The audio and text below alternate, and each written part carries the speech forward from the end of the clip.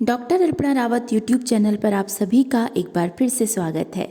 आज का यह वीडियो कक्षा 10 के लिए है और आज के इस वीडियो में आपके लिए हैं सूर्यकांत त्रिपाठी निराला जी की दो कविताएं उत्साह और अट नहीं रही है के प्रश्नों के उत्तर।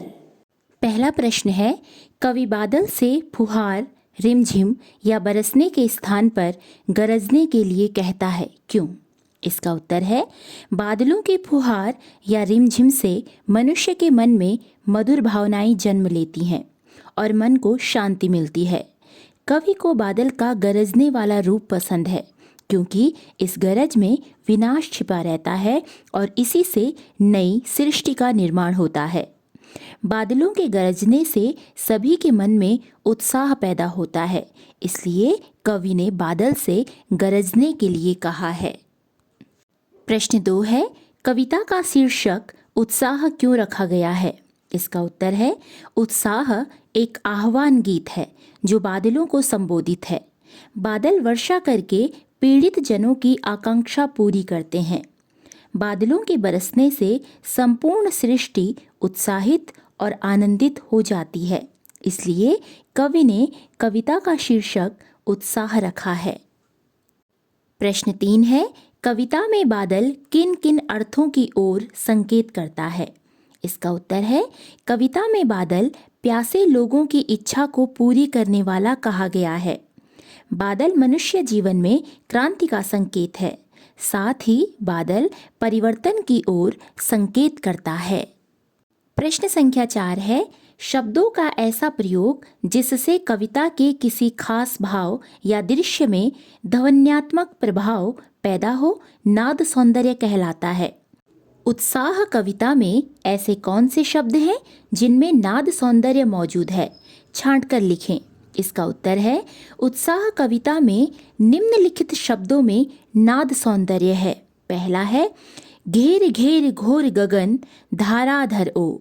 दूसरा है, ललित ललित काले घुंघराले। तीसरा है, विकल विकल उन्मन थे उन्मन।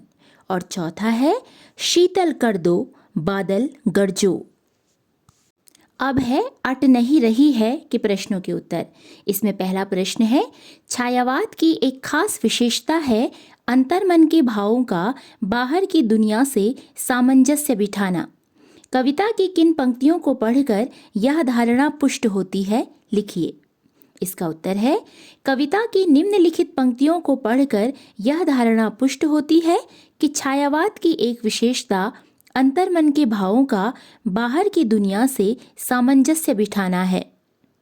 पंक्तियां हैं, कहीं सांस लेते हो घर घर भर देते हो, उड़ने को नभ में तुम पर कर देते हो।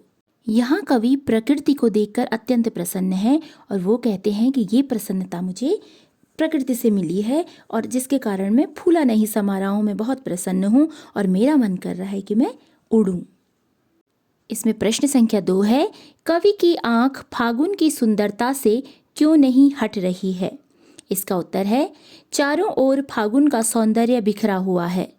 फागुन में डालियां लाल हरे पत्तों से लद जाती हैं और चारों ओर फूल खिल जाते हैं। प्रकृति के इस सौंदर्य को देखकर कवि अत्यंत प्रसन्न है और लगातार इसे देखना चाहते हैं। यही कारण है कि कवि की आंख फागुन की सुंदरता से नहीं हट रही है। प्रश्न संख्या 3 है, प्रस्तुत कविता में कवि ने प्रकृति की व्यापकता का वर्णन किन रूपों में किया है? इसका उत्तर है, प्रस्तुत कविता में कवि ने प्रकृति की व्यापकता का वर्णन निम्नलिखित रूपों में किया है। फागुन के सौंदर्य से प्रकृति लाल हरे पत्ते व फूलों के रूप में चारों ओर फैल गई है। प्रकृति में बिखरे इस सौंदर्य से सभी प्रसन्न हैं और कवि इस सौंदर्य से अपनी आंखें हटा नहीं पा रहे हैं, अर्थात यह सौंदर्य अत्यंत आकर्षक है। प्रश्न संख्या 4 है, फागुन में ऐसा क्या होता है जो बाकी ऋतुओं से भिन्न होता है? इसका उत्तर है, फागुन में मौसम सुहावना होता है। इस समय न अधिक सर्दी और न अधिक गर्मी होती है और चारों ओर हरियाली छाई रहती है।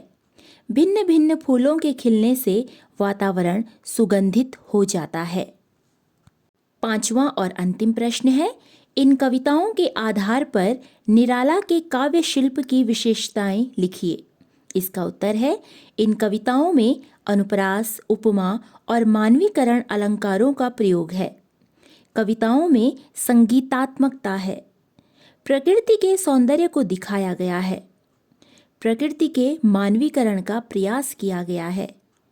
इन कविताओं में तत्सम शब्दों का प्रयोग किया गया है।